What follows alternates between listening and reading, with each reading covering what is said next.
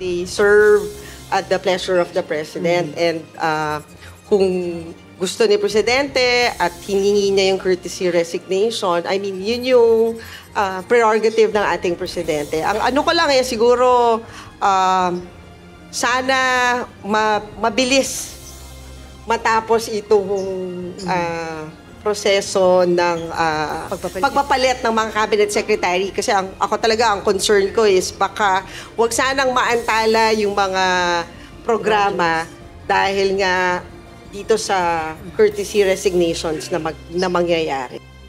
Walang nakikitang problema ang ilang senador sa panawagang courtesy resignation ni Presidente Ferdinand Marcos Jr. sa mga miyembro ng kanyang gabinete. Bukod kay Senator Nancy Binay, naniniwala si Senate President Pro Tempore Jinggoy Estrada na walang mali sa planong revamp ng Pangulo sa kanyang mga opisyal. Paliwanag ni Estrada, walang dahilan para mabahala ang publiko dahil ginagamit lang anya ng Pangulo ang kanyang diskresyon na nakasaad naman anya sa konstitusyon.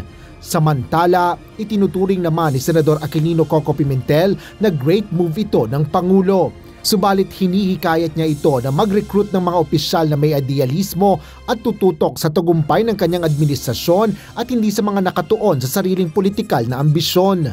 Ayon naman kay Senate Deputy Majority Leader Joseph Victor J.V. Ejercito, marahil ay pinagbasihan ng Presidente ang resulta ng eleksyon kung saan tila nalimutan na ang ilang programa ng pamahalaan. Ani Ejercito, ang panawagang courtesy resignation ay isang paraan ng Pangulo na mapakilos sa mga miyembro ng kanyang gabinete at hindi pa upo-upo lamang. Tinawag naman ni Senate President Francis Cheese Escudero na magandang simula ang naturang panawagan ni Pangulong Bongbong Marcos. Ayon kay Escudero, hindi maaaring ipatupad mag-isa ni Presidente Marcos ang mga programa ng pamahalaan at kailangan niya ng mapagkakatiwalaang katulong at matinong katuwang. Payo ng Senate President, lumayo ang Pangulo sa mga anyay reckless allies o walang ingat na mga kaalyado na hindi pinahahalagahan ang kanyang mabuting hangarin. Kung mabiguan niya ang pamahalaan, publiko ang magdudusa kaya pinupuri nito si Pangulong Marcos sa maagap niyang aksyon. Para naman kay Senator-elect Panfilo Ping Lacson, mahigit pang dapat gawin ng Pangulo bukod sa recalibration ng kanyang administrasyon. Anya, dapat gamitin ng Pangulo ang kanyang persuasive powers lalo na sa Kongreso para maialis sa mga nakalilitong insertions o pork barrel sa nakatakdang 2026 national budget. Asher Cadapan Jr., UNTV News and Rescue.